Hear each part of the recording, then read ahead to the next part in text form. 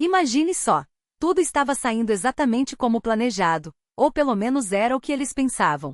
Rita, porém, não tinha ideia do que a aguardava quando cruzou a porta daquela casa pela primeira vez. Quem diria que, em vez do olhar desconfiado que esperava da futura sogra, seria recebida com um abraço apertado e um sorriso que parecia sincero demais para ser fingido. Entre minha filha, não fique aí parada. Preparei tudo do jeito que o Igorzinho me contou que você gosta. Vamos, senta aqui, deve estar morrendo de fome depois de um dia inteiro de trabalho, não é? E antes que Rita pudesse protestar, já estava sendo conduzida até uma mesa que mais parecia um banquete de contos de fadas. O aroma dos pratos a fez esquecer qualquer resistência. Lá estava o bolo com rosas de creme, aquelas que ela adorava, mas rara era a vez que se permitia provar a salada mimosa, sua fraqueza confessa, e até mesmo a geleia de laranja, aquela que trazia memórias doces de uma infância que preferia não lembrar. Quando as lágrimas traidoras escorreram sem permissão, a sogra não hesitou. Menina, o que foi? Por que está chorando? E sem esperar resposta envolveu-a em outro abraço, como se já soubesse que aquelas lágrimas eram de algo que Rita nem conseguia nomear, alívio talvez, ou a estranha sensação de ser cuidada pela primeira vez na vida.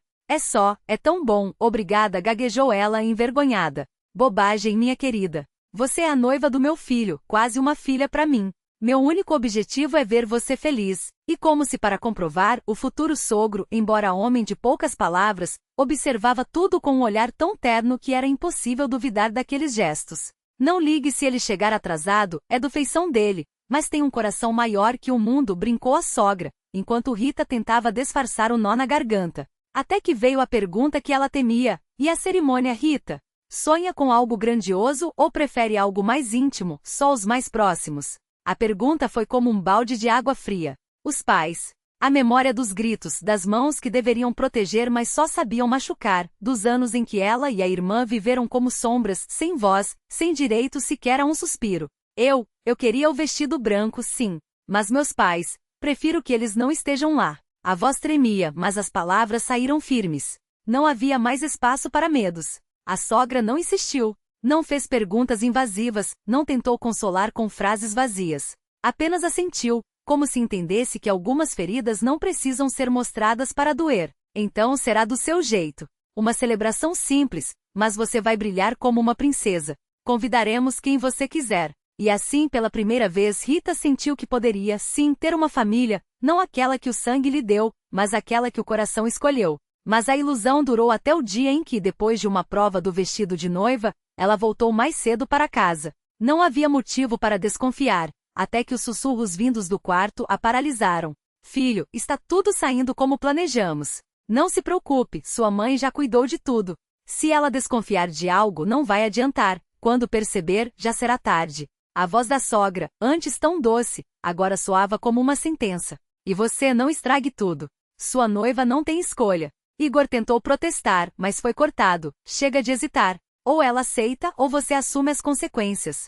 Rita sentiu o chão sumir. Aqueles que ela havia começado a amar, que lhe ofereceram um lar, estavam tramando algo contra ela. Não tinha bens, não tinha heranças. O que eles queriam? A traição doía mais que qualquer surra do passado. Naquela noite, enquanto fingia dormir na casa de uma amiga, planejou sua vingança. Se eles achavam que podiam brincar com sua vida, estavam muito enganados.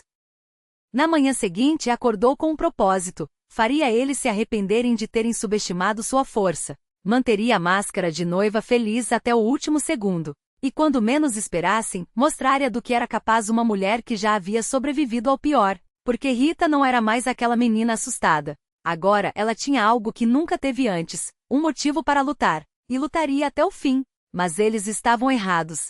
Rita não era cega.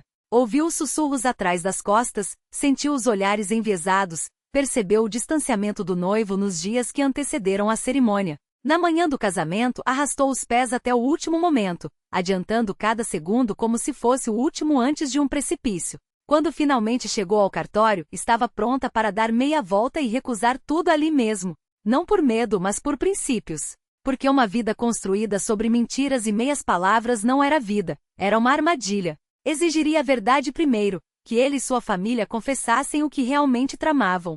Só então decidiria se valeria a pena seguir adiante. Mas o destino, como sempre, tinha outros planos. Ao entrar na sala, seus olhos encontraram um rosto que não esperava ver. Lá estava Tina, sua irmã, de pé entre os convidados, enxugando lágrimas com um lenço vermelho. Um sorriso trêmulo, um aceno tímido, e Rita quase se jogou em seus braços, contendo o ímpeto apenas pela formalidade do momento. Sabia que você ficaria feliz, sussurrou Tina, apertando sua mão. O Igor até duvidou, tive que implorar para ele não estragar a surpresa. Então a puxou para um abraço, empurrando-a suavemente na direção do noivo. Vá, irmã. Ela não vai a lugar nenhum. Está aqui por você. A vergonha queimou como ácido. Rita sentiu o peso de cada pensamento amargo que teve sobre Igor e sua família nos últimos dias. Como pôde duvidar deles? Como pôde acreditar mais uma vez que o mundo só sabia trair? Seus pais a tinham ensinado a desconfiar. Quantas vezes a enganaram? Quantas promessas quebraram? Mas e se dessa vez, o que ela ouvirá fosse apenas um pedaço da história?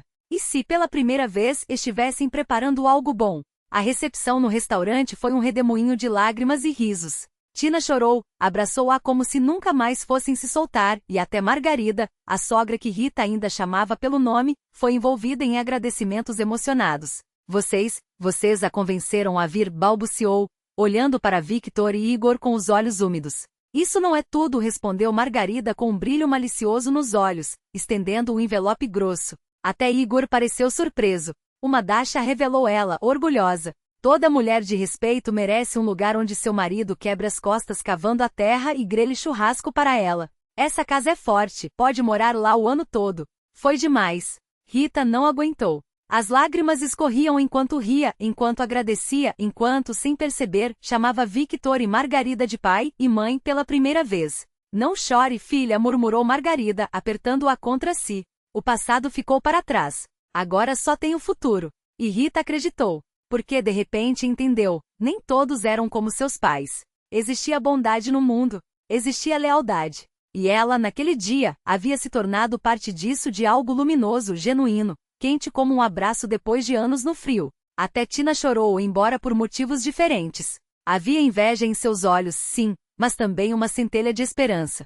Você teve sorte, confessou, secando o rosto. Eu nunca aprendi a confiar. Mas ao observar a cena, a família unida, os sorrisos sem segundas intenções, os sussurros que agora eram carinhos, algo dentro dela despertou. Talvez, só talvez, o mundo não fosse apenas uma armadilha. Talvez ela também merecesse um lugar onde surpresa não fosse sinônimo de traição, mas de amor. E a música tocava, alta e vibrante, como se celebrasse não só um casamento, mas um renascimento.